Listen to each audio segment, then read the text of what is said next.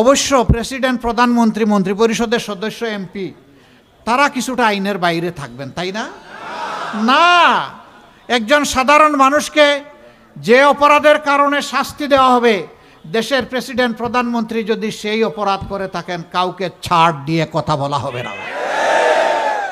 আজ আমি আপনাদেরকে সাক্ষী রেখে এখানে বলে যাচ্ছি, আমি জানি না আল্লাহ তার কোন গুলামকে দিয়ে কোন কাজ নেবেন। যদি আমাকে দিয়ে এরকম কোন কাজ আল্লাহ নিতে চান, সেদিন আমি ভুল করলে আমাকেও ছাড় দিয়ে আপনারা কথা বলবেন না।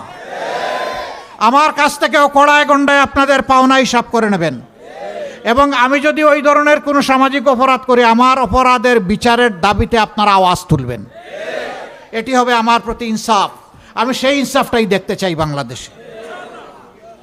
আপনারা দোয়া করবেন। রাত হয়ে গেছে, কষ্ট করে এসেছেন, সবাইকে অনেক ধন্যবাদ।